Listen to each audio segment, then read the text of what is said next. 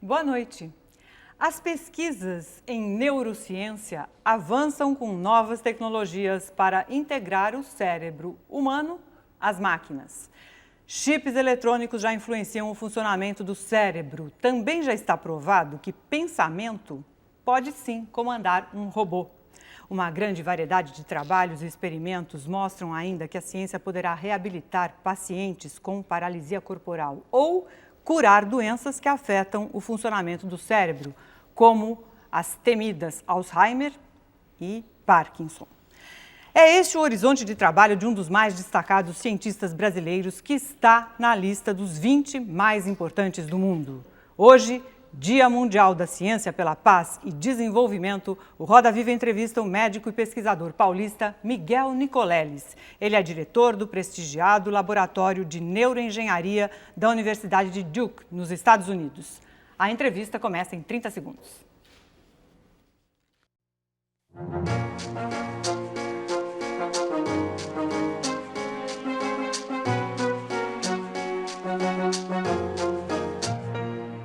Miguel Nicoleles faz parte da lista de cientistas que o Brasil exportou por falta de dinheiro em pesquisa. Foi buscar na Universidade de Duke, na Carolina do Norte, Estados Unidos, o que não encontrou aqui, dinheiro para trabalhar. Acabou se tornando uma das autoridades mundiais em neurociência. É autor de mais de 200 estudos importantes sobre os mecanismos cerebrais e a possibilidade de que cérebro e robôs possam trabalhar juntos. Paulistano, 47 anos de idade, Miguel Nicoleles é formado em Medicina e doutorado em Fisiologia Geral pela Universidade de São Paulo. Fez pós-graduação em Neurofisiologia nos Estados Unidos, onde vive há 20 anos. Professor titular de Neurobiologia e Engenharia Biomédica na Universidade de Duke, ele lidera uma equipe de pesquisadores que vem desenvolvendo pesquisas para integrar cérebro humano e máquinas. Nicoleles é responsável pelo desenvolvimento de um sistema que possibilita a movimentação de braços robóticos a partir de sinais cerebrais. A base desse trabalho foi criada durante os 5 anos em que o pesquisador gravou e analisou os sinais produzidos nos cérebros dos macacos, conseguindo depois converter esses sinais para a linguagem de computador. Ele treinou uma macaca para jogar um videogame e, enquanto o animal comandava o joystick, Nicoleles registrava a atividade de centenas de células do cérebro envolvidas nesses movimentos. Numa experiência posterior, ele implantou um chip no cérebro da macaca e leu os sinais elétricos produzidos cada vez que ela movimentava a mão para continuar o jogo. Com a retirada do joystick, a macaca continuou jogando mentalmente. Os sinais de seu cérebro foram decodificados no computador que controlava o braço robótico e o cursor do videogame. O jogo e os movimentos do braço mecânico continuaram, agora comandados só pelo cérebro da macaca. Recentemente, essa experiência foi repetida de forma mais sofisticada. A equipe de Nicoleles transmitiu dos Estados Unidos para o Japão os dados obtidos do cérebro de uma macaca andando numa esteira. Os fluxos nervosos do movimento das pernas foram decodificados e usados para movimentar um robô humanoide no Japão, que também andou numa esteira rolante sob o comando do pensamento da macaca. A experiência representa os primeiros passos para o desenvolvimento de interfaces entre o cérebro humano e máquinas. No futuro, pessoas com algum tipo de paralisia poderão controlar aparelhos através de sinais emitidos pelo cérebro e, com isso, melhorar sua qualidade de vida. Os estudos de Miguel Nicoleles em neurociência estão sendo levados a vários centros de pesquisas do mundo, inclusive no Brasil, onde o cientista criou o Instituto Internacional de Neurociências Edmond e Lili Safra, em Natal, no Rio Grande do Norte. Destinado a desenvolver a pesquisa científica de ponta, o Instituto está repatriando cientistas brasileiros que deixaram o país para trabalhar no exterior.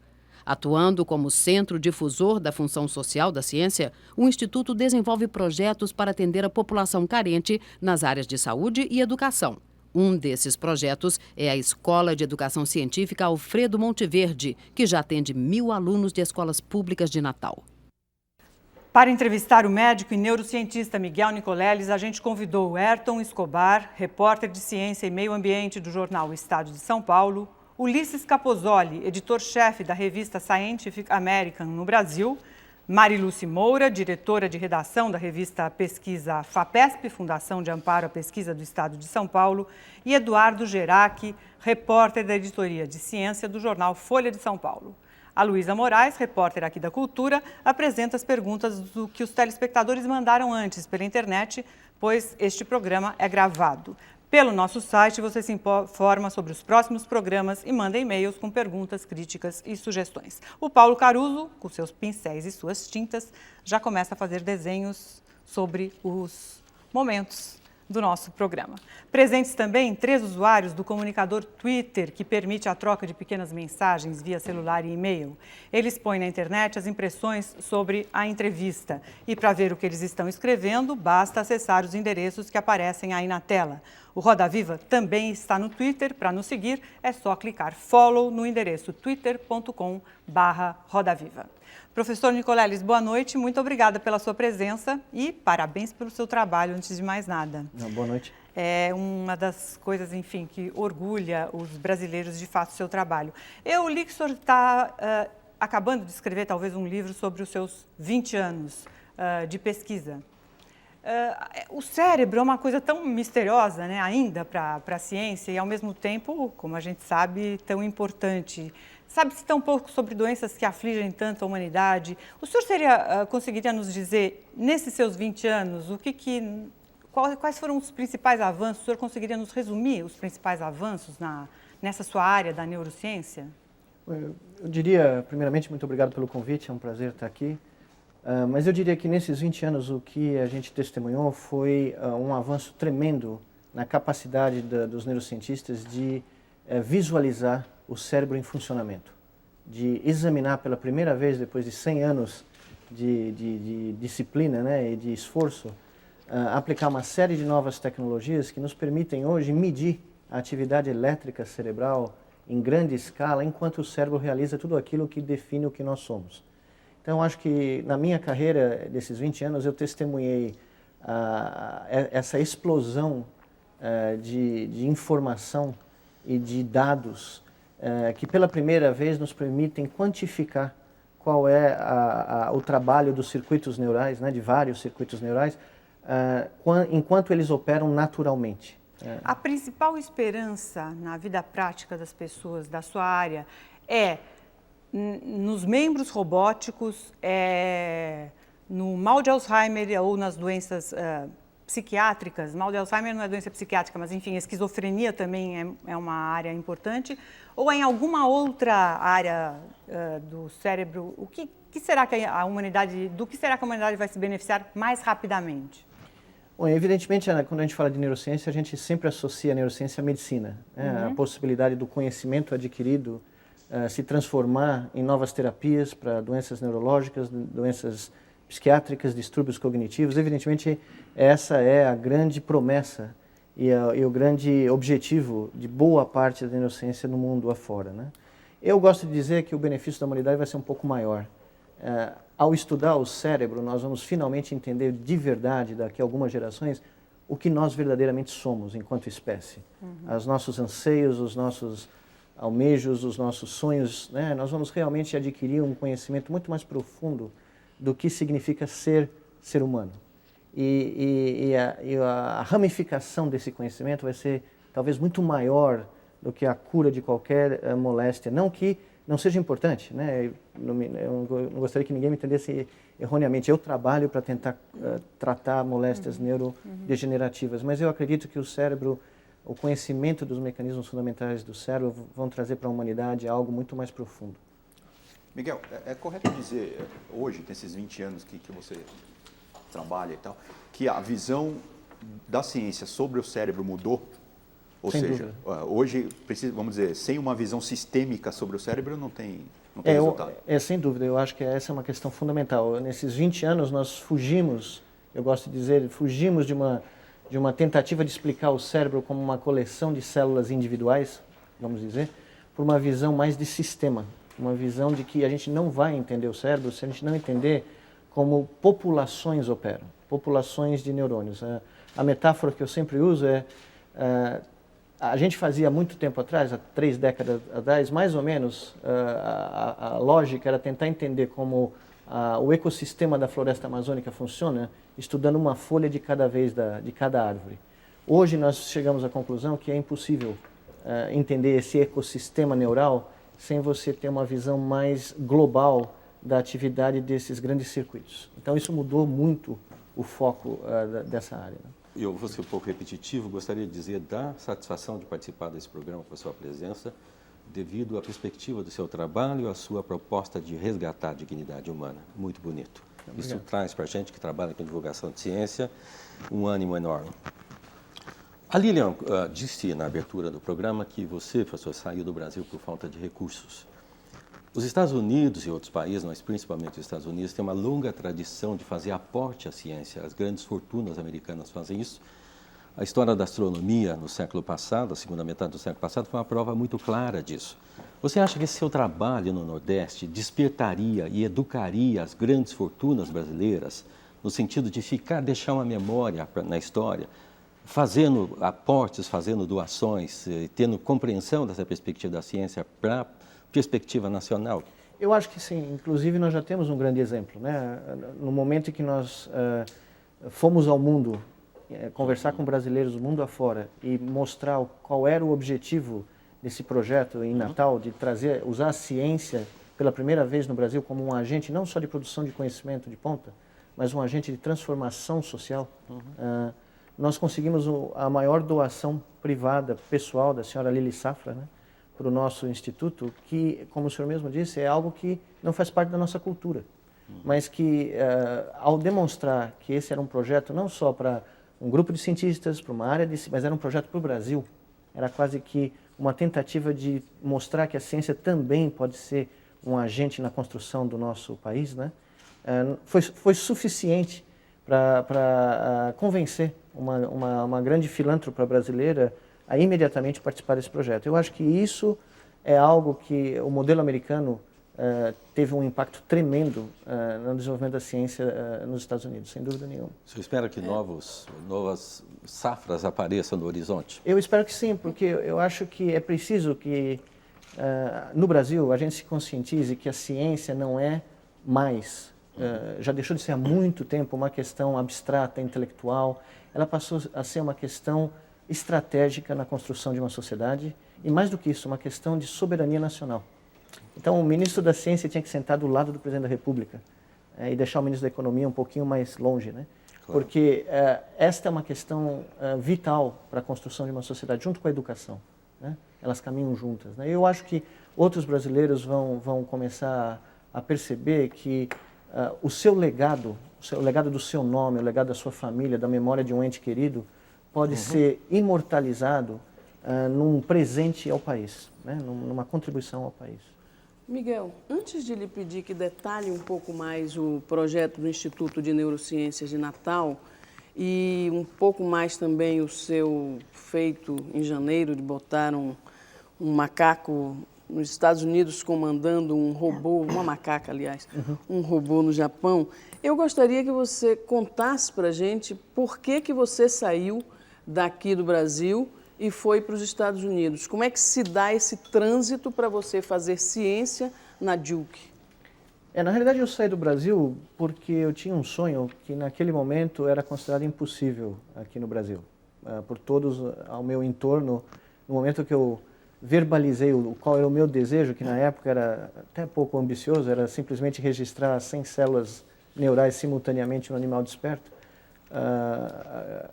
O que eu recebi de volta foi que isso não era coisa para ser feita aqui, que era impossível, que era algo muito ambicioso, que eu era muito jovem, que os jovens têm esses sonhos impossíveis.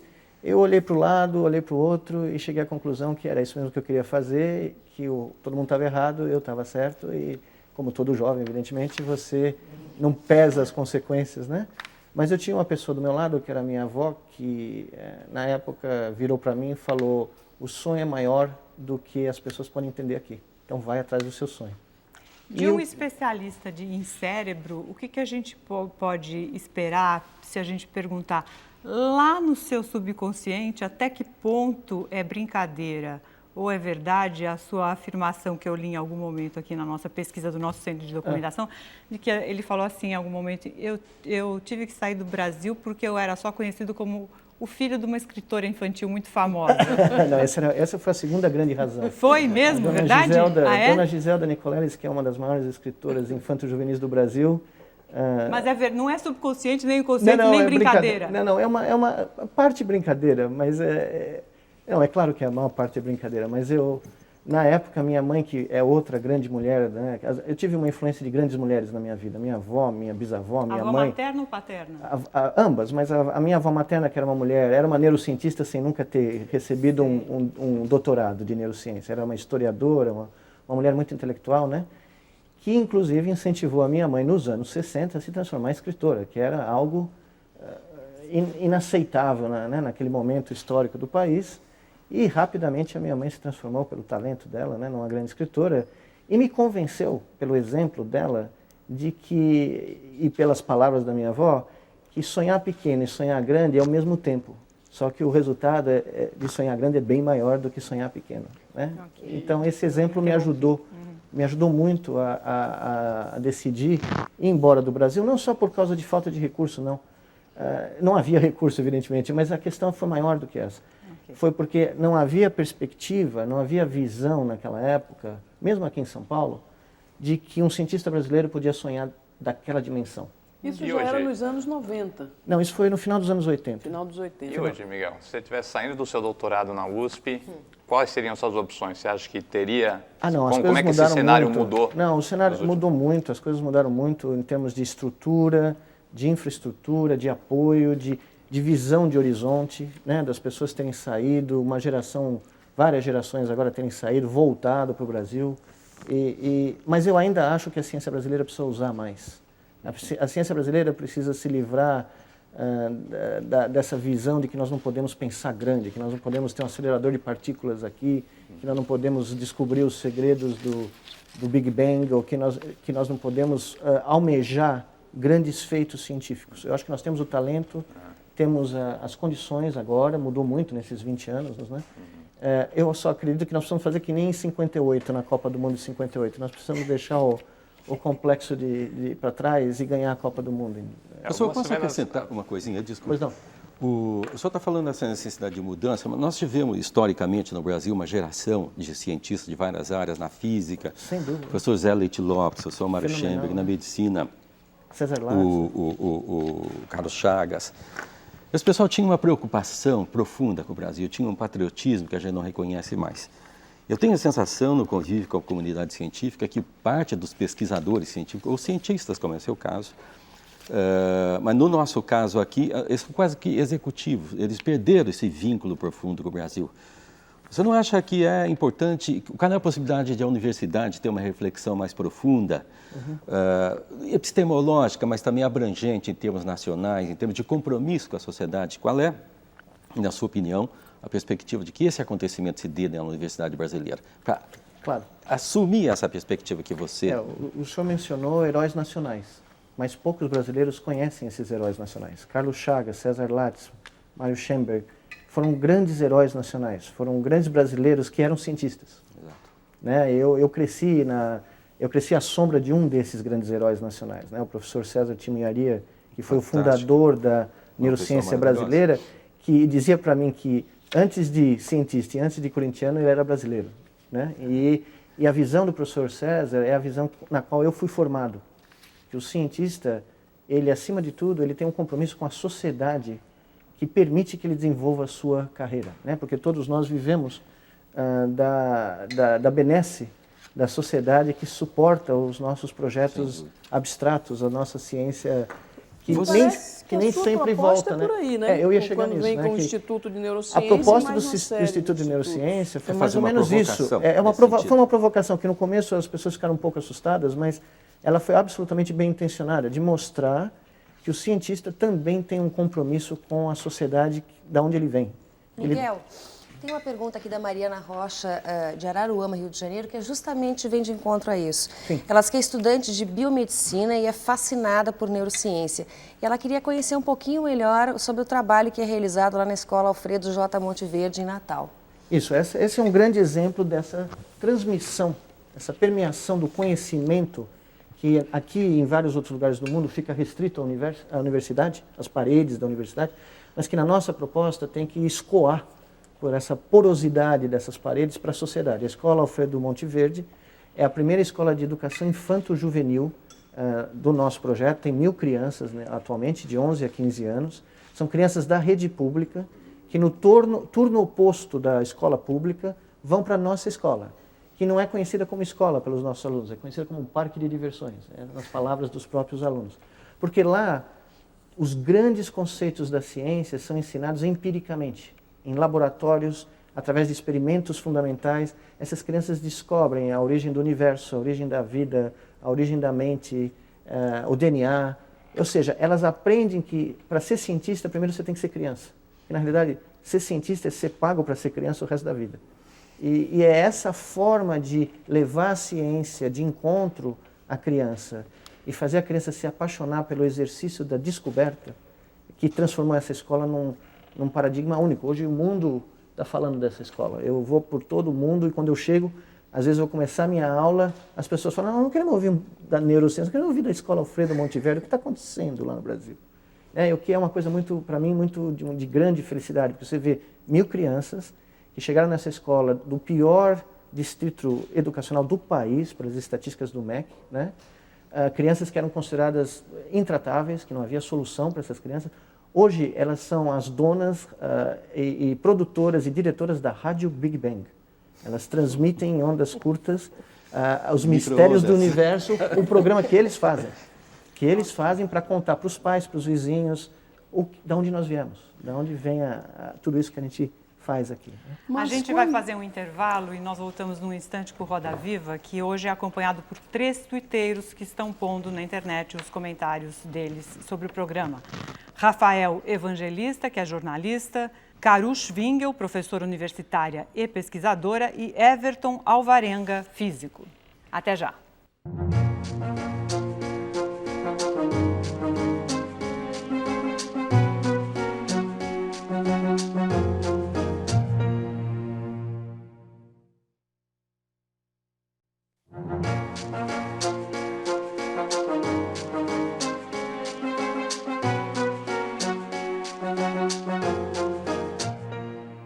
Voltamos com o Roda Viva, que hoje entrevista o neurocientista brasileiro Miguel Nicoleles. Ele dirige o Laboratório de Neuroengenharia da Universidade Norte-Americana de Duke, na Carolina do Norte, e é responsável por uma série de estudos que ajudaram a desvendar o funcionamento do cérebro e que agora buscam a integração entre cérebro e máquina. Professor, eu tenho a impressão que o nosso telespectador está bastante interessado em saber das coisas mais práticas, mais objetivas, assim, em relação aos progressos que a gente faz e que estão ali na fronteira entre a experiência e a vida da gente. Por exemplo, doenças psiquiátricas, que a gente se referiu apenas vagamente no primeiro bloco. O senhor poderia contar alguma coisa? Bom, essa não é bem a minha área de atuação, né? Evidentemente, nos últimos 30 anos, a neurociência tem demonstrado claramente, né, que todas as doenças ditas psiquiátricas são doenças neurológicas, né? São alterações do sistema nervoso, da biologia do sistema nervoso. Vamos explicar, doenças psiquiátricas, eu falei genericamente, mas esquizofrenia até a psicopatia. Depressão, né, distúrbios obsessivos compulsivos, né, distúrbios de atenção, neuroses, né? São todos distúrbios biológicos, são todos distúrbios, dependência a drogas, né? São todos os distúrbios de circuitos neurais que estão sendo estudados, que estão sendo muito bem entendidos, né? Muito melhor do que a gente conhecia, né? E genéticos e hereditários também? Depende, tem certas coisas que podem ter um componente genético, né? Mas o que eu acho, o que eu posso dizer de uma maneira inteligente, porque não é a minha área de atuação, é que hoje nós estamos achando ligações muito mais claras entre esses distúrbios cognitivos psiquiátricos e circuitos neurais, né? E, por exemplo, em alguns estudos que nós publicamos há 2 anos atrás, foi uma grande surpresa, em animais, modelos animais de doença de Parkinson, né? Nós estávamos procurando entender melhor o distúrbio motor da doença de Parkinson, né? Mas por um acidente, nós descobrimos que esses mesmos animais, antes de desenvolverem um distúrbio motor, claro, tinham um distúrbio de sono. Que o primeiro indicador nesses animais de que eles iam desenvolver uma síndrome parkinsoniana era um distúrbio de sono. Que tipo de distúrbio de sono? Bom, eles não conseguiam entrar numa fase do sono, que é o sono REM, que é o sono de movimentos rápidos dos olhos, onde nós sonhamos, né? Onde nós temos uma série de coisas interessantíssimas ocorrem durante o sono REM, né? Inclusive, o trabalho do colega Siddhartha Ribeiro mostra que as memórias têm uma fase muito importante de consolidação durante essa fase do sono. Pois bem, esses camundongos não conseguiam entrar nessa fase do sono. Não, nós descobrimos por acidente que a perda da dopamina, nos primeiros estágios da perda da dopamina, o primeiro distúrbio era impedir o ciclo do sono natural. E esses animais tinham repercussões durante o dia severas desse distúrbio de sono, né? Pois bem, nós pusemos esses animais, como nós vimos isso, em ambientes novos, em ambientes em que eles não estavam acostumados a percorrer. Esses animais entraram num surto onde certos aspectos do sono REM, que eles não conseguiam exibir durante a noite, apareciam durante o dia. Como assim? Certas assinaturas. Acordados? Acordados. É como se eles estivessem sonhando acordados. Uau. E eles entraram num surto que parecia um surto psicótico. Então nós começamos a ver uma ligação da dopamina, em diferentes níveis da dopamina, de um extremo levando à doença de Parkinson. No outro extremo, levando a um surto psicótico. Uma ligação que já era desconfiada, que as pessoas já tinham, né, claramente modelos, mas nós conseguimos, numa única espécie, mostrar que um balanço muito delicado desse único químico, desse transmissor do cérebro, pode levar a 2 extremos, né? Então, eu acho... Desculpa, uma perguntinha só para ampliar exatamente essa questão. Normalmente as áreas da ciência, quando elas atravessam, vencem certos gargalos, certas descobertas importantes, ela tem uma abertura enorme. Nessa área que o senhor está se referindo, que descobertas seriam fundamentais para a gente ter, digamos, um desvendamento muito mais claro de todos esses processos a que o senhor se refere? Que descoberta seria bastante importante agora para que a gente tivesse uma prospecção dessas enfermidades e uma perspectiva terapêutica mais abrangente? Eu acho que o grande caminho atual, que inclusive foi a razão do Prêmio Nobel de Medicina do ano passado, né, que foi dado aos pesquisadores que criaram esses camundongos transgênicos, esses novos modelos experimentais, é você hoje, e é algo que nós estamos fazendo em Natal aqui no Brasil, é ter modelos animais dessas doenças que afligem o ser humano, né, e poder estudar nesses animais quais são as alterações fisiológicas, neuroquímicas nesses circuitos desde o início, desde quando o animal não tem problema nenhum, ao longo do desenvolvimento da patologia. Porque é nesse momento que nós conseguimos ter uma visão sistêmica da doença, do distúrbio. Eu acho que essa é a grande revolução. Nós temos hoje no mundo algumas centenas de espécies de camundongos transgênicos que são modelos que podem ser usados nesses estudos. E o que nós queremos fazer aqui no Brasil é criar um dos maiores centros de pesquisa de doenças neurodegenerativas usando esses modelos. Só uma coisa, desculpe. Qual é a situação do Brasil no contexto internacional nessa área? Nós temos mais prevalência do que os países envolvidos? Não? Eu não saberia dizer os números com detalhe. O que eu sei é que nós temos a neurociência brasileira tem uma base instalada muito boa, conhecida fora do Brasil, e que tem condições de se transformar no líder de estudos dessas doenças. Esquizofrenia, autismo, né, todas essas patologias. Um dos seus eletrodos feitos lá nos Estados Unidos, sim, tem agora uma parceria com o hospital aqui em São Paulo, isso, o Sírio-Libanês, que já vai ser colocado em pacientes com Parkinson. Isso, agora em janeiro. E isso já é uma tecnologia que já está assim, próxima a ser distribuída e tal? Então, essa é outra razão que demonstra a mudança nessa visão de fazer ciência no Brasil. Essa foi uma transferência de tecnologia, um acordo aqui com o Hospital Sírio-Libanês, onde todo esse aparato tecnológico para a terapia de pacientes parkinsonianos, terapia cirúrgica, foi transferido aqui para o Brasil, em troca do apoio do Hospital Sírio-Libanês à nossa Clínica da Mulher no campus do Cérebro em Natal. Ou seja, foi uma parceria em que todo mundo ganhou, porque o Hospital Sírio instalou uma base de neurofisiologia clínica que não tinha, que se transformou provavelmente nas melhores do país. A partir agora do começo desse ano, nós vamos começar esses procedimentos, tratamentos neurocirúrgicos para os pacientes parkinsonianos graves, severos, com essa tecnologia, com neurocirurgiões brasileiros, líderes na área, que começaram a interagir com o nosso Centro de Neuroengenharia na Duke. Mas essa tecnologia você trouxe dos seus experimentos exatamente com animais transgênicos, cobaias pequenas e macacos também. É essa mesma tecnologia que está sendo transferida de Duke, depois Natal, agora também, para esse trabalho conjunto com os neurocirurgiões. Isso começou, essa é outra, como ilustra muito o processo de produção científica, né? Começou com pesquisa básica 10 anos atrás, chegou até estudos clínicos na Duke, com 28 pacientes, né? Onde nós provamos a eficácia, a segurança e toda a importância dessa nova técnica. E agora ela foi transferida, é o primeiro lugar fora da Duke que vai ter acesso a essa tecnologia, aqui não é só no Brasil, é no mundo, né?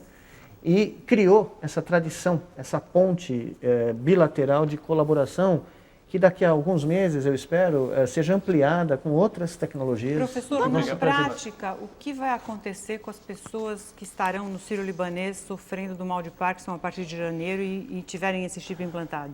O que essa terapia faz, cirúrgica, ela amplia um método cirúrgico que já existe para pacientes severos, pacientes que estão muito avançados, onde... O que vai melhorar na vida deles? O tratamento medicamentoso nesses pacientes perde o efeito, ele passa a ser... As pessoas desenvolvem uma tolerância, né? Nós desenvolvemos um novo chip, um novo eletrodo cirúrgico que permite facilitar o acesso cirúrgico a uma região específica do cérebro que vai poder ser estimulada continuamente, eletricamente, uma corrente de baixa amplitude, e que vai permitir a esses pacientes aliviarem os sintomas motores da doença de Parkinson, o tremor, a dificuldade de começar o movimento.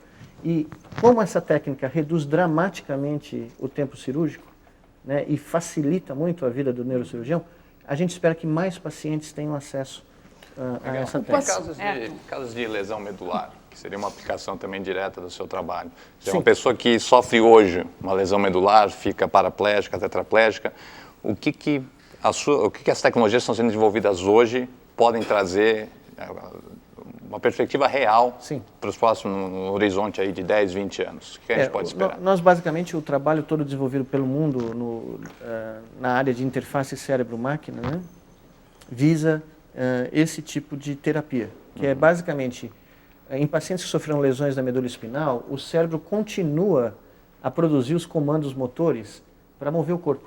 A pessoa continua a sonhar se mexendo, ela continua a imaginar os movimentos, toda essa maquinaria cerebral continua ativa.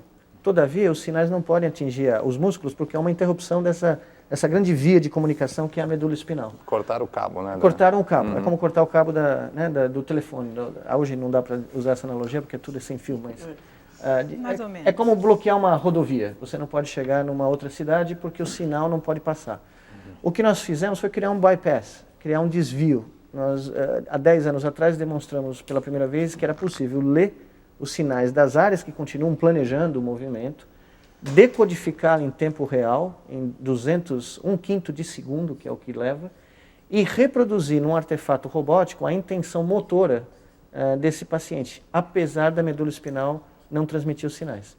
E hoje isso tem avançado de uma maneira muito rápida, a ponto que no começo do ano nós vamos anunciar a inauguração de um consórcio internacional em 10 países, dos maiores institutos de ciência do mundo, que vão propor a construção da primeira veste robótica que vai ser, no futuro, controlada totalmente pela intenção, pelo pensamento de pacientes que sofreram lesões como a que você mencionou. Miguel, agora uma pergunta de telespectador aqui. Espera um pouquinho, que é importante. deixa só o Ayrton completar. Como é que isso funcionaria? A pessoa literalmente vestiria um robô? Imagine um terno, né? Imagine uma dessas roupas de astronauta, mas bem mais condicionada para parecer algo mais normal, né? Esse terno seria usado pela pessoa e os sinais do cérebro controlariam pequenos motores nos diferentes locais de importância, relevância, para carregar o paciente como se fosse um exoesqueleto de um besouro, Agora, que para carrega isso, o corpo. o eletrodo está dentro do cérebro desse paciente operado. O eletrodo ficaria mais ou menos como um marca-passo cardíaco fica no coração. É 2,5, 3 milímetros inserido dentro do cérebro. Nós registraríamos a atividade de algumas milhares de células simultaneamente.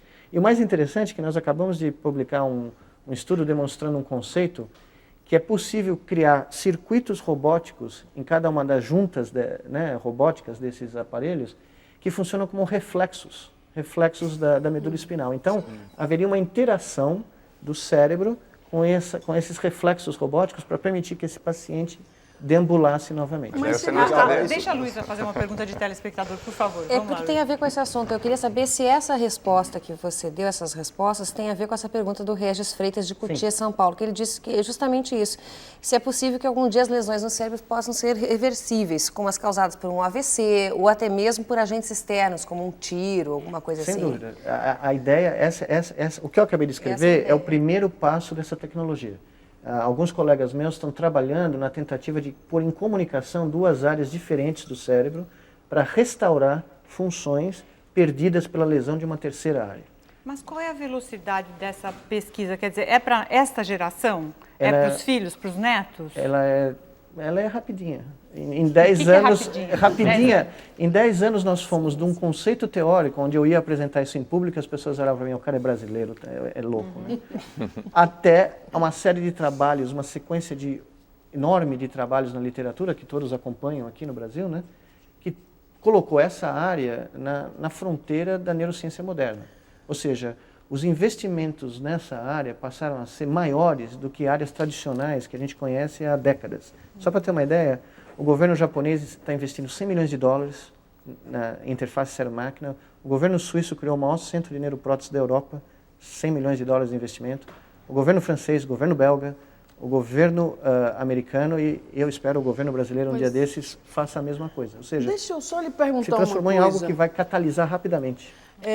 Seria legal você explicar o que tem a ver os eletrodos colocados nos pacientes do Sírio-Libanês com o seu experimento de janeiro, onde o tal do macaquinho botou o robô para andar no Japão. Porque é legal que o telespectador consiga saber dessa relação entre uma coisa que parece brincadeira de cientista e aquilo que efetivamente vai atuar na vida de um paciente com problemas sérios. Os eletrodos que nós vamos começar a usar aqui no Brasil é um produto final de 20 anos de pesquisa. É um produto elaborado ao longo de 20 anos de trabalho, aperfeiçoando um método de registro da atividade elétrica do cérebro, que foi o que me fez ir embora do Brasil.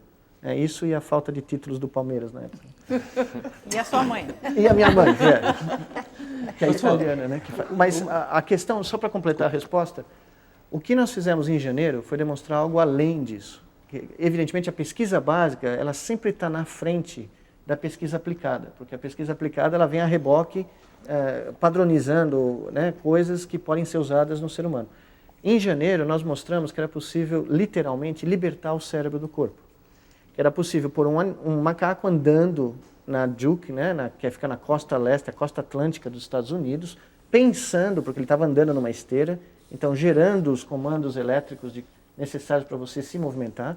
Esses sinais foram registrados em tempo real, remetidos para o Japão. Eles passaram a controlar as pernas de um robô no Japão, em tempo real, que começou a andar no Japão, em Kyoto.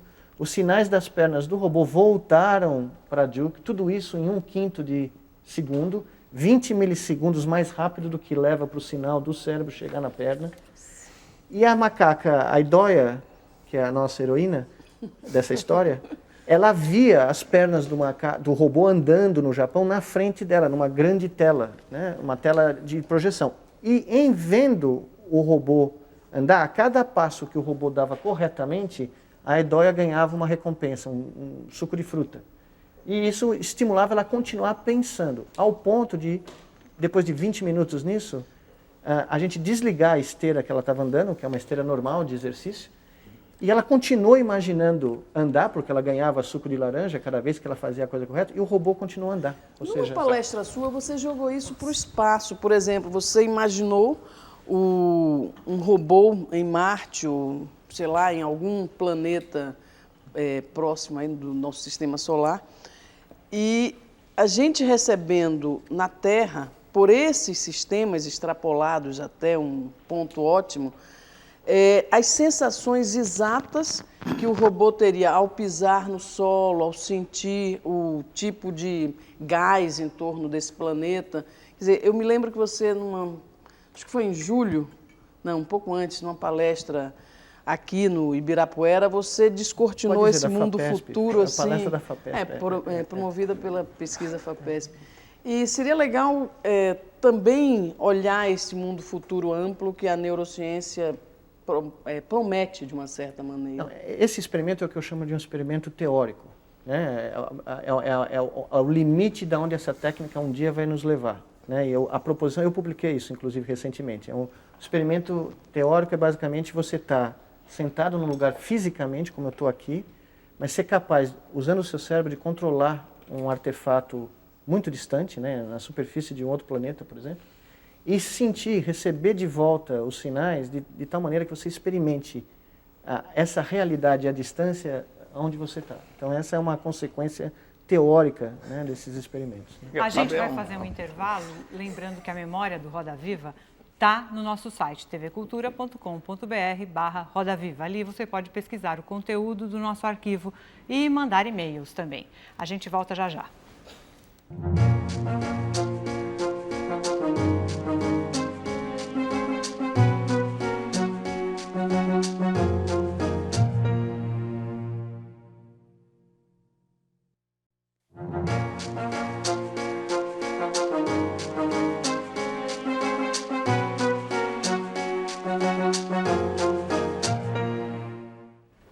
10 de novembro é o Dia Mundial da Ciência pela Paz e Desenvolvimento. E a gente conversa hoje sobre ciência com o médico e neurocientista Miguel Nicoleles, nome de ponta nas pesquisas que desenvolvem conhecimento e tecnologias para integrar o funcionamento entre robôs e o cérebro humano. Professor, a gente falava de robô e de cérebro no bloco anterior, mas a gente também está notando muito interesse do telespectador sobre alguns distúrbios, eu não sei se posso... São doenças também, claro. Que a gente não citou no bloco anterior, atrofias musculares, esclerose múltipla e até sono, né? Distúrbios de sono que talvez possam ser resolvidos. O senhor pode contar alguma coisa sobre isso? Eu posso pegar uma carona na sua pergunta? Desculpa. O senhor falou tudo isso, falou de chips. Qual é a perspectiva das células troncas, desculpa, associada a esse processo todo? Não, sim, essa é uma das grandes áreas, inclusive para uma série das moléstias que foram mencionadas, né? Eu acredito que o que está acontecendo, o que vai acontecer na próxima década, provavelmente, é a convergência de várias linhas de pesquisa em soluções multidisciplinares. Então, por exemplo, no caso específico da célula-tronco, né, a restauração da conectividade da medula espinal, se ela for atingida até um certo nível, vamos dizer, algumas dezenas de milhares de fibras, né, reconectadas por células-tronco, o uso de uma interface cérebro-máquina em paralelo pode potencializar essa reconstrução, que por si só seria insuficiente. Mas sendo usada em paralelo com uma outra técnica, pode ter um efeito terapêutico muito importante, que é a mesma linha de raciocínio que eu estava inaugurando para responder a sua pergunta. Eu acho que em cada uma das moléstias mencionadas existe uma nova abordagem multidisciplinar, não para atuar num único lugar, não só no nível molecular ou a nível genético. O que eu tenho sentido é o nascimento de algo que a gente chama de biologia sistêmica, que é uma abordagem sistêmica multidisciplinar para tentar resolver certos problemas em múltiplos lugares, né? Então, essas doenças motoras, o que a gente propõe, por exemplo, no uso de interface cérebro-máquina é um paliativo, é uma tentativa de tratar os sintomas, mas a gente não consegue brecar a evolução da degeneração que causa, de origem, né? Outros pesquisadores estão tentando atuar exatamente na quebra desse processo degenerativo. E no momento que você permite que esse paciente tenha uma qualidade de vida melhor, que ele possa sair da cama, que ele possa andar, você aumenta o horizonte de vida desse paciente e permite dar mais tempo para que os nossos colegas que estão trabalhando na tentativa de bloquear esse processo degenerativo apareçam com alguma coisa. Então, essa colaboração é um fenômeno muito novo, mas ele é muito importante na medicina atual. Né? Agora, Miguel, essa visão sistêmica, multidisciplinar e tal, pressupõe também que isso esteja dentro da cabeça dos pesquisadores. Isso é bom, O que nem sempre é fácil, porque a gente conhece cientistas, tem grupos que são muito competitivos entre si. Tal. Você mesmo, quando veio aqui para Natal e tal, você recebeu uma série de críticas, que você estava sendo, vamos dizer, beneficiado por sua proximidade com o presidente Lula, que o Henrique Meirelles ainda é, não sei se é ainda o presidente do conselho do Instituto e tal.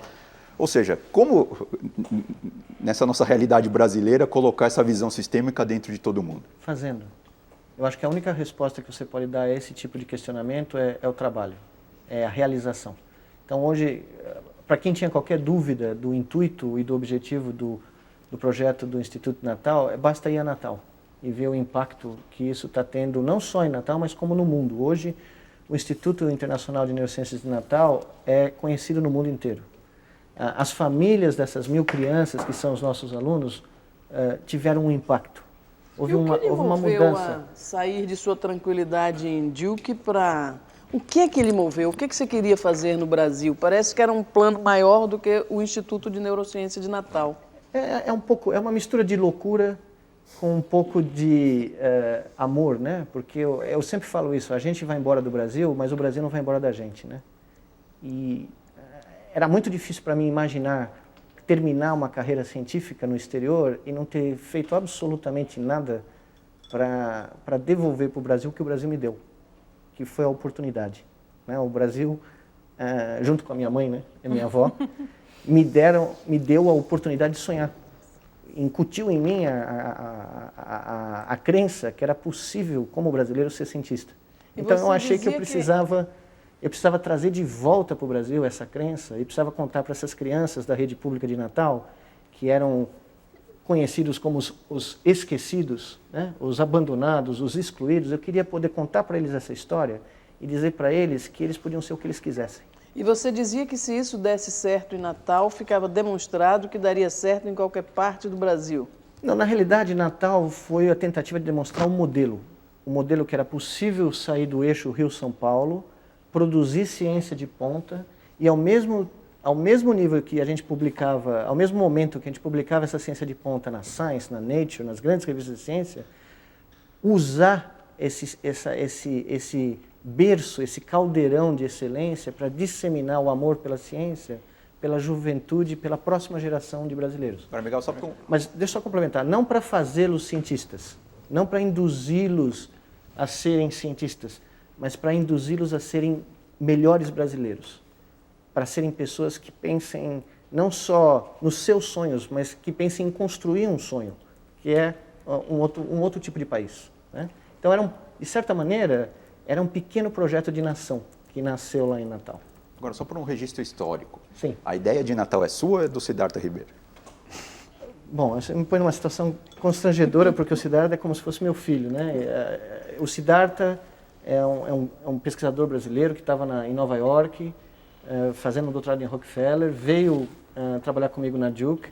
Ele, nos seus sonhos desvairados em Nova York, queria voltar para o Brasil. Eu queria fazer alguma coisa no Brasil. Ele é flamenguista, você é palmeirense? Ele é flamenguista, eu sou palmeirense, mas a gente se dá muito bem. Estados diferentes, não tem problema. E quando ele chegou na Duke e começou a fazer um pós-doutorado comigo, ele disse para mim que ele tinha um sonho de voltar para o Brasil. E eu falei que era preciso esperar um pouco.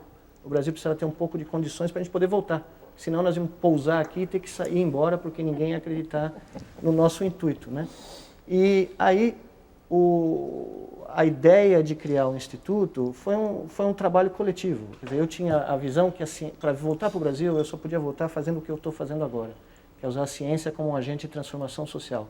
Mostrar que a ciência é mais do que o nosso laboratório. Mostrar que a ciência é um contribuinte da sociedade. E aí o Siddhartha topou, né? O que é muito difícil de um jovem abandonar as propostas de emprego que ele tinha para ir para as maiores universidades do mundo e falou, não, nós vamos para Natal. Né? E foi aí que nós criamos o nosso lema, que criou um monte de problema, mas que a gente ainda pisa em cima, que eram todos os caminhos levam a Natal. Porque essa história de todos os sonhadores se reúnem no mesmo lugar. Professor, essa ideia belíssima que você acabou de expor, de criar cidadania a partir da educação científica, é uma ideia que estava na cabeça do Zé Bonifácio de Andrade Silva. Ele teve essa perspectiva também de fazer um país civilizado na América do Sul. Não teve tanta sorte assim.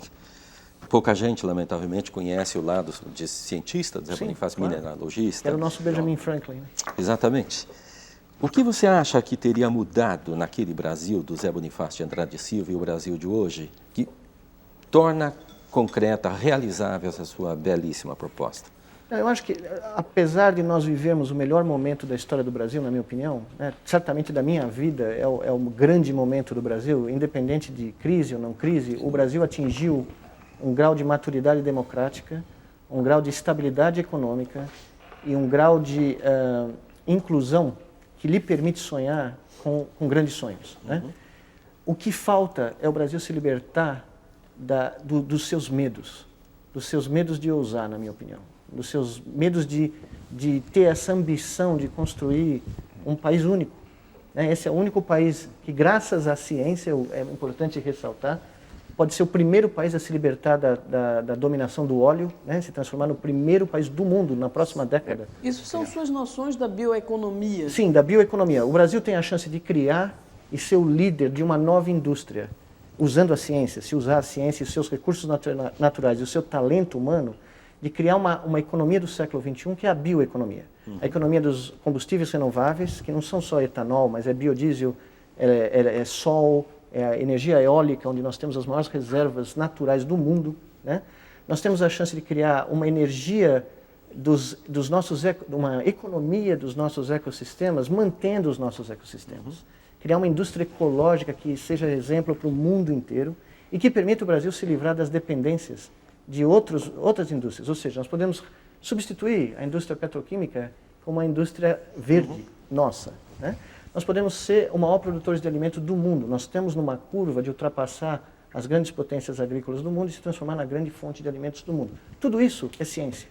Tudo isso é preciso de um investimento, ao mesmo tempo, de infraestrutura, em formação de gente e em ciência. Mas o grande decisão estratégica é libertar o nosso sistema educacional do sistema colonial. Confinamento colonial. Miguel, dentro dessa área tem uma pergunta de um telespectador que acho que tem tudo a ver, que é a questão educacional mesmo, né?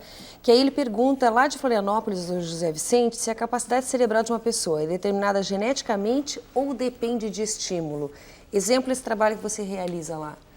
Evidentemente que nós temos, é uma combinação de ambos, né? É o que vem do nosso endowment, da nossa dotação genética e do nosso desenvolvimento enquanto seres humanos desde a nossa infância.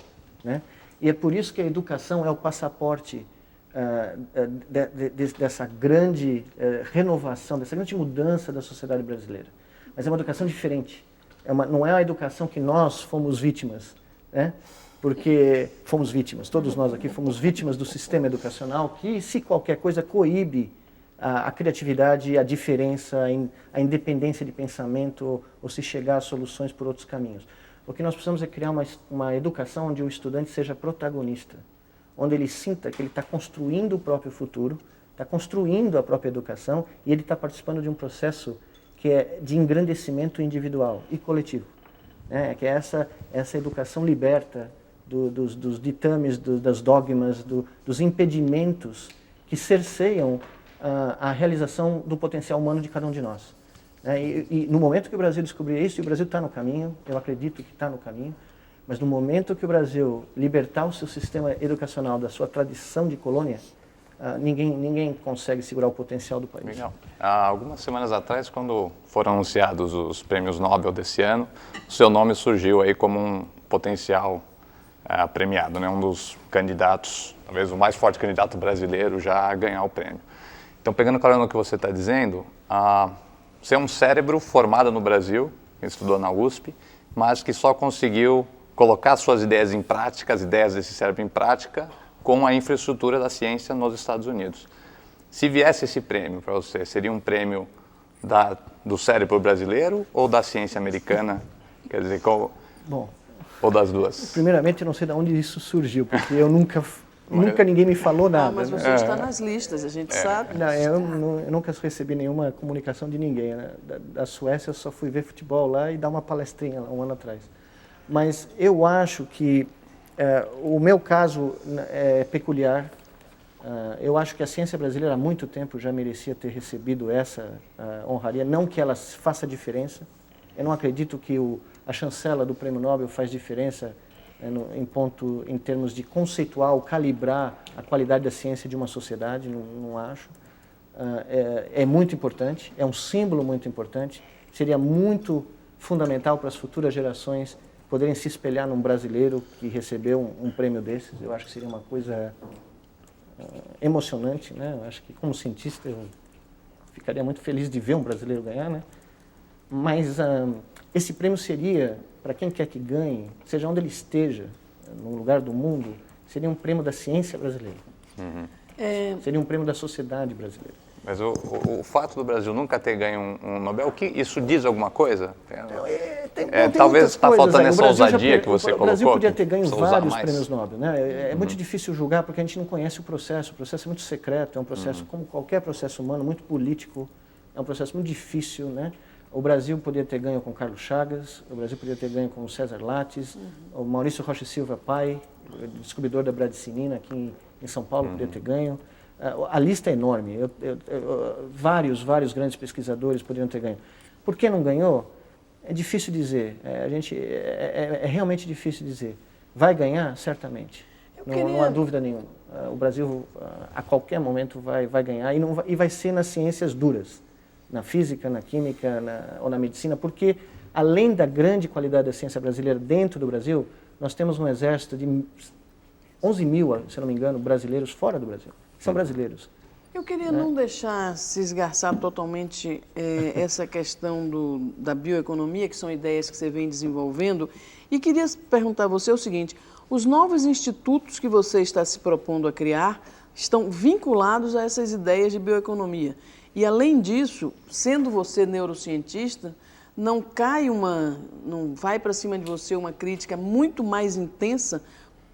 Se você já teve críticas em 2004, 2005, quando veio com a ideia de montar o Instituto em Natal, na medida em que você vai para outras áreas de biocombustíveis, etc., com sua proposta desse modelo de instituto, não fica ainda muito mais acirrada essa crítica? O que esse neurocientista tem a ver com essa outra área? O que ele está querendo, na verdade, em relação a essas propostas aqui para o país?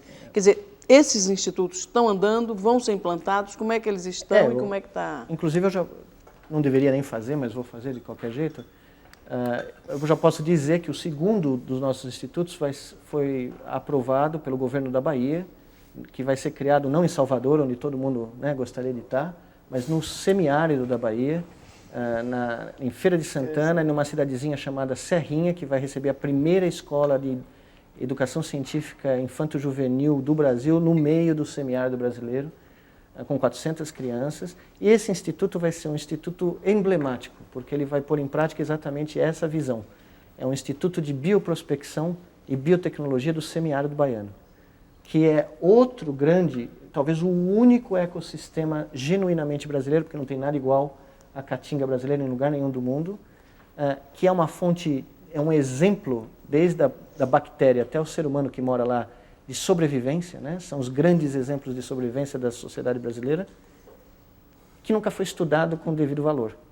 E da onde nós podemos tirar uma economia do semiárido. E se as pessoas vão achar que neurocientistas não tem nada a fazer com isso, não há dúvida nenhuma. Elas vão se juntar ao grupo que achou que neurociência em Natal não daria certo, né? Novamente, a resposta vai ser o trabalho. A gente vai fazer mais um intervalo e volta daqui a pouquinho. Até já.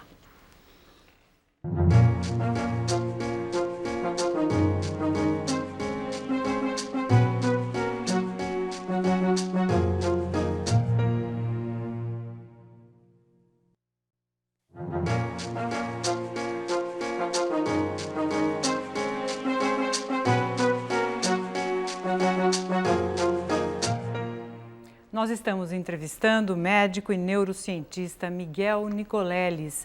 Suas pesquisas desenvolvem sistemas de braços robóticos que podem ser controlados pelo cérebro. Miguel Nicoleles é diretor do Laboratório de Neuroengenharia da Universidade de Duke, nos Estados Unidos. Doutor Miguel, o senhor também é muito interessado em meio ambiente, nós estávamos conversando sobre isso até agora, um pouquinho antes do intervalo. Mas eu já ouvi e li várias previsões de que essa tremenda crise financeira, a qual o senhor também já se referiu numa de suas entrevistas, vai adiar os projetos de investimento para a melhoria de meio ambiente no mundo. E o Brasil está indo muito mal nos últimos anos em matéria de desmatamento, de venda de, enfim, carvão. O carvão está ocupando o espaço do gado no Pantanal, etc. O senhor continua otimista em relação a isso, não? Eu continuo porque o Brasil não tem muita alternativa. O Brasil tem que aprender a lidar com a questão ambiental no sentido de que a preservação dos nossos ambientes, dos nossos ecossistemas é vital para o futuro do Brasil. E as pessoas que, em posições de decisão hoje, que não atentarem a essa realidade, vão ser cobradas historicamente no futuro.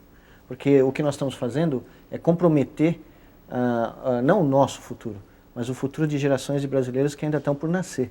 Né? Então eu acredito que o Brasil tem cientistas ambientais, cientistas ecologistas, profissionais da área de um nível altíssimo, que conhecem a questão, conhecem profundamente as potenciais soluções, e eu acho que é chegado o momento de se haver uma grande discussão nacional sobre a questão ambiental. Essa não é uma questão para se decidir em gabinetes, no Congresso, unicamente. Ela precisa ser discutida pela sociedade brasileira. E o senhor está vendo isso? Eu não estou vendo o que deveria ser feito. Eu estou vendo a necessidade e eu estou vendo cada vez mais, pelo menos as minhas andanças pelo Nordeste, né, pelo interior do Nordeste, que é o que eu faço a maior parte do tempo quando eu estou no Brasil, eu vejo a conscientização da população, principalmente a população que vive em ambientes ameaçados, né? O Cerrado do Nordeste brasileiro, que está desaparecendo, a própria Caatinga, que está desaparecendo, né? De que sem uma solução negociada pela sociedade, pelo envolvimento da sociedade, o Brasil vai entrar num momento muito dramático. Né? A questão da Amazônia é vital para o Brasil. Essa é uma discussão que tem que ser feita não pelos mecanismos internacionais, pelos jornais internacionais. O Brasil tem que se envolver nessa discussão. Mas o dinheiro sumiu. Não sei se o dinheiro sumiu. Os economistas gostam sempre de dizer que o dinheiro sumiu. Encolheu. Enfim, ele encolheu. Alguns 8 trilhões de fundos de pensão americanos desapareceram. Mas como é? Eu sempre acho o seguinte, a minha visão, como eu cresci no Brasil dos economistas, né, onde o Brasil era sempre, o cataclisma estava sempre na próxima curva, e o Brasil sempre ia cair pelo precipício, a minha visão é um pouco oposta. Eu acho que os economistas têm que ser postos para trabalhar e encontrar soluções inteligentes para pagar pelo que é necessário, o que é prioritário. A economia tem que estar a serviço da construção do país e não o contrário. Então, sumiu o dinheiro do capital especulativo financeiro, vamos achar a forma de tirar o dinheiro do pré-sal aqui e educar o Brasil com o dinheiro do petróleo da Bacia de Santos. É só uma questão de ser criativo. Professor, onde que entra a ciência aí, professor? Quer dizer, como é que a ciência, como é que abrir um centro de pesquisa, uma escola de educação científica no meio do semiárido vai ajudar a preservar ou talvez tirar a riqueza dessa biodiversidade? Porque essa escola, a missão principal, fundamental dessa escola vai ser ensinar ciência dentro do meio ambiente onde essas crianças nasceram, cresceram e querem ganhar a vida delas. Essas crianças não querem sair do sertão. A coisa mais maravilhosa que eu aprendi viajando pelo sertão brasileiro é que as crianças acham que o sertão está legal. Elas não querem vir para a nossa confusão daqui. Elas não querem ficar no trânsito de São Paulo, não querem vir passar o que a gente vive aqui. Elas querem criar a vida delas lá. Elas precisam de condições para criar a vida lá. E para a primeira coisa que elas precisam é entender o que elas podem tirar daquele ambiente sem destruí-lo. Como elas podem tirar a vida e a sobrevida dela e das futuras gerações, né, sem ter que acabar com aquela paisagem, você precisa passar 2 dias na Caatinga para se apaixonar por ela e não querer ir embora. Né, porque é uma coisa assustadora, a energia que você ganha estando naquela paisagem. Né? E o que eu aprendi foi isso, essas crianças precisam ter as oportunidades. Elas só precisam das oportunidades para que se construa uma economia do semiárido, uma economia da floresta amazônica, uma economia do Pantanal, sem que a gente tenha que deprivar as futuras gerações de brasileiros da emoção de poder ver esses ambientes preservados. Eduardo. Agora, Miguel, por exemplo, falando do semiárido, né, existem pesquisas, existe quase um consenso hoje de que as mudanças climáticas vão atingir principalmente o semiárido, que pode até virar um deserto, uma coisa mais... Por exemplo, nesse novo centro seu, vai ter pesquisas nessa área, mudanças climáticas? E outra coisa que houve alguma reclamação no primeiro centro, vai ter, porque o centro é mantido com dinheiro público também, né? Uma parcela pequena dele, 30% é. Tá, e aí vai ter o quê? Concursos públicos para pesquisadores que queiram... Bom, isso depende do governo da Bahia, né? Essa parte eu deixo a cargo do governo da Bahia. O que depende da nossa OCIP, que é uma associação privada, de investimentos privados, né? 70% da nossa receita é totalmente privada, doações, a maior parte delas de fora do Brasil, inclusive. Ela vai ser tocada do jeito que ela está sendo tocada, com o seu corpo de... Né, o seu board, né, internacional, cientistas brasileiros, pessoas importantes da ciência brasileira. A questão do Instituto em si, em Natal o exemplo já está feito, né? Nós fizemos uma parceria com a Universidade Federal do Rio Grande do Norte, foi criado o primeiro departamento de neurociência da Universidade Federal, é um dos primeiros departamentos de neurociência do Nordeste, e houve um concurso público para candidatos que vão preencher as vagas desse departamento, que vai trabalhar em parceria com o Instituto de Neurociências. Luísa. Eu queria fazer uma questão que você... Ulisses, deixa a Luísa fazer uma pergunta de telespectador, por favor. Pois não. Diga. Então, o Noel Gomes Ferreira Sobrinho, aqui de São Paulo, pergunta justamente isso. Como é que a sociedade pode contribuir para esse tipo de trabalho que você realiza? Quer dizer, como é que se divulga mais? Acho que aqui é um belo espaço, mas Não, enfim... sem dúvida. Eu acho que a sociedade contribui se envolvendo, não só nesse projeto. Eu acho que o Brasil tinha que fazer algo em termos educacionais, como foi feito na Depressão Americana nos anos 30, do ponto de vista da economia. Cada espaço vazio no Brasil, cada prédio público abandonado devia se transformar numa escola, ou num ambiente comunitário, onde as crianças de uma comunidade pudessem ser atendidas por cada um de nós, porque cada um de nós tem algo a ensinar. A nossa escola está num bairro chamado Cidade Esperança, que é uma coincidência maravilhosa, né? E o que nós notamos foi um envolvimento tremendo dos pais, dos familiares com essas crianças. Então, quando nós tivemos agora, recentemente, a mostra científica na Semana de Ciência do Brasil, né? As crianças trouxeram os pais para a escola para contar sobre o Big Bang. Qual é a idade mínima e máxima dessas crianças? Nesse momento, de 11 a 15. 11 a 15. Mas a nossa proposta, à medida que o campus do cérebro seja construído, é que a escola comece intraútero. Ou seja, as mães que estão fazendo pré-natal do nosso campus, na nossa clínica, que já funciona, as crianças vão ser matriculadas intraúteros na nossa escola e elas vão crescer no campus até a universidade. Ou seja, vai ser um projeto educacional de vida inteira. O que a gente chama de bolsa para a vida inteira. Ulisses. Só um comentário. Eu acho que essa sua ideia de criar uma espécie de vacina contra o catastrofismo dos economistas seria uma grande conquista no Brasil nesse momento. É que é um anticorpo gigante, né? Mas a minha pergunta, na verdade, é a seguinte, pessoal. O seu projeto se estende pelo Brasil nesse momento, tem essa perspectiva de emergir aqui e ali. Existe alguma perspectiva de que ele possa se estender para algum país latino-americano? Já apareceu algum contato nesse sentido ou você acha que é ainda um pouco cedo para esse tipo de coisa? Não, nada é cedo. Em ciência a gente aprende que os movimentos têm que ser não lineares. Alguma né? coisa mais concreta? Alguém se sensibilizou nós tivemos algumas consultas de alguns países da América do Sul e nós tivemos uma consulta de um país da África, que eu estou indo agora. Pode dizer para nós qual é, não?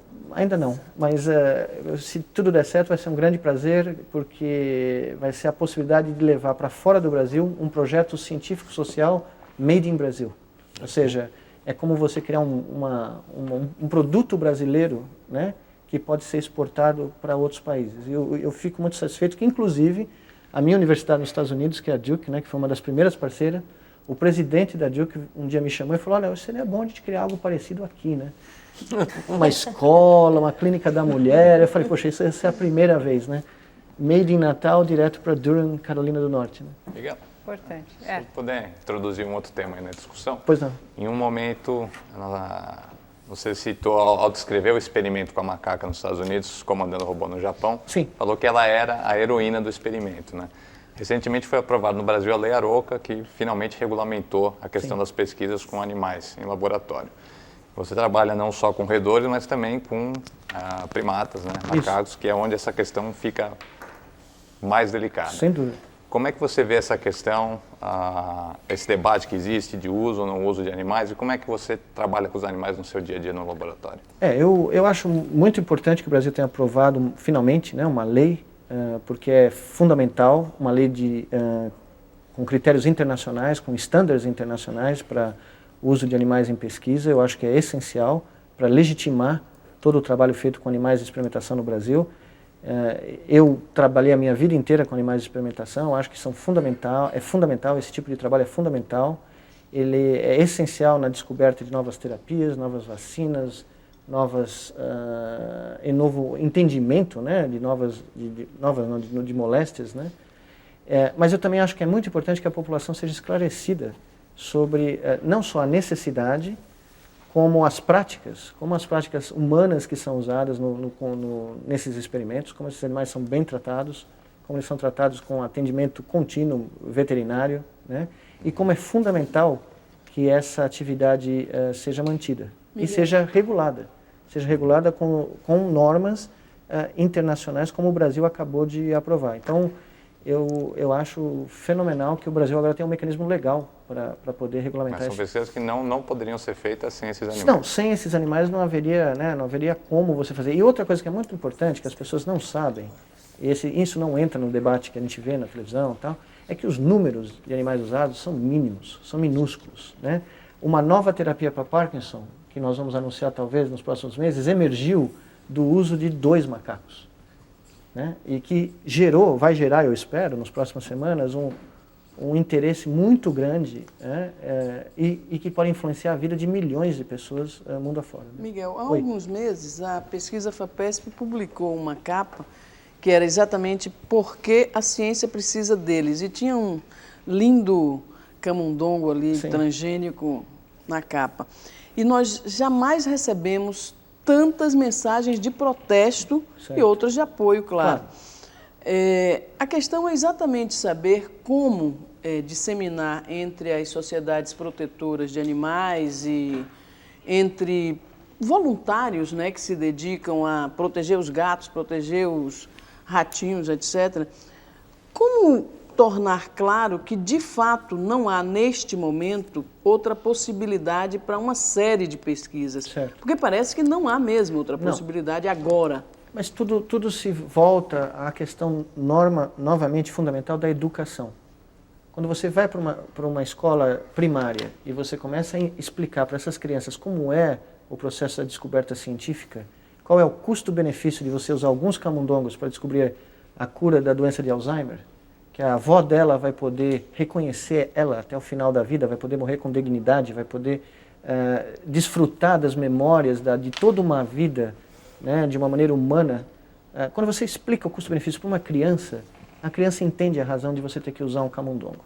Então, nós precisamos educacionar. É a isso que o senhor se refere quando nessa entrevista do dia 12 de outubro o senhor fala vai ser um choque, o mesmo preparo, o mesmo percurso em matéria de implante cardíaco, de marca-passo, etc., vai acontecer no cérebro e aí vai ser um choque? É a isso que o senhor se refere? Surpresas na área de cérebro? Não, o que eu acho é que nós vamos ter um avanço tão grande, porque, evidentemente, a gente abre os jornais hoje e vê que ainda a maior causa de mortalidade nas sociedades desenvolvidas é cardiovascular. Né? Mas o cérebro vem logo atrás. Né? E à medida que nós envelhecemos, a longevidade aumenta. Isso, o senhor fala em longevidade também, que as pessoas adquirindo uma longevidade maior. Isso. Mas a contribuição do sistema nervoso central como causa de morbidade ou mortalidade vai aumentar, claramente. No momento em que nós rompemos essa barreira de poder intervir no cérebro mais eficientemente, nós também abrimos a perspectiva de ampliar. Mas isso já está rompido, pelo que eu entendi. Sim, ela está, mas ela ainda não atingiu o potencial. Eu, como jornalista, quero antecipar a surpresa. Qual é a surpresa? Qual é o furo que o senhor vai dar para a gente? Qual é o furo? Não, eu acho que se tudo der certo, nos próximos meses, nós vamos ter uma série de anúncios, não só no nosso laboratório, mas em laboratórios que eu sei que estão chegando, né? De terapias para, por exemplo, doença de Parkinson. Né? Terapias para? Doença de Parkinson, né? Que inesperadas. Coisas que a gente não esperava que talvez funcionassem. E que, como produto desse trabalho em camundongos transgênicos... Além dessa experiência que nós já nos referimos do sírio-libanês. Além do que nós já nos referimos, exato. Existe a perspectiva de que novas... O senhor falou que eram doentes muito avançados. Isso. Mas talvez exista a perspectiva que doentes não tão avançados possam se beneficiar dessas novas terapias que vão começar a ser anunciadas, eu acho que nos próximos meses. E são todas intervenções cirúrgicas? Não necessariamente, algumas são, mas são muito menos invasivas. O que é? Controle remoto, professor? Daqui a pouco a gente vai... O professor está dizendo vai ser controle remoto do Parkinson. Não, mas são coisas que vão dar muita esperança. Eu estou muito entusiasmado. Eu acabei de vir de uma reunião onde a gente vê essas... Né, antes delas serem submetidas para publicação. Acabou de vir como? Desculpe, de onde?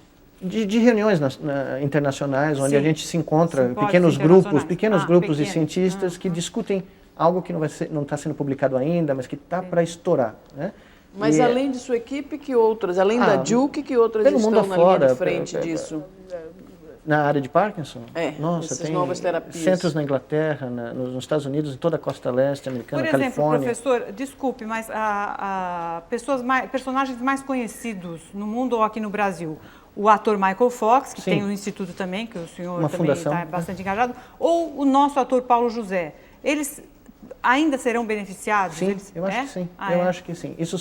O que eu estou falando são coisas que ainda vão atingir a população de pacientes que já têm doença de Parkinson. E que não estão em estado avançado, já estão em vida economicamente ativa. Que não estão exatamente num estado em que há necessidade de intervenções mais dramáticas, vamos dizer assim.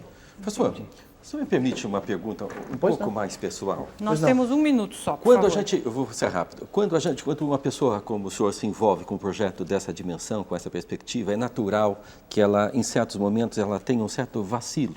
Porque as dificuldades são enormes. Nesses momentos, digamos, de uma certa crise interior, qual é a sua fonte de energia para retomar o trabalho? E eu pergunto isso pelo seguinte, os estudantes que nesse momento fazem esse percurso nessa direção, de se transformar num promissor pesquisador científico, às vezes, exatamente nesse momento de vacilo, de hesitação, ele pode desistir. Qual é a sua fonte de retomada de perspectiva sem perder o propósito do trabalho? Nesses momentos são múltiplos, né? Eu sempre penso no tamanho da bronca que a minha avó me daria se eu desistisse. E aí o medo é tão grande que não tem como. Eu acho que nós tivemos uma avó bem parecida. Legal, rapidinho. Hoje é dia 29, esse programa vai ao ar no dia 10. O Palmeiras vai ser campeão? Sem dúvida nenhuma. Espero que não. Professor Miguel Nicoleles, muito obrigada pela sua presença hoje aqui no Roda Viva. A gente espera, então, ter encerrado o Dia Mundial da Ciência, pela Paz e Desenvolvimento, com uma contribuição importante para você, nosso telespectador. Gente, muito obrigada aos nossos entrevistadores, aos nossos tuiteiros. Na semana que vem, às 10h10 da noite, tem mais um Roda Viva. Até lá.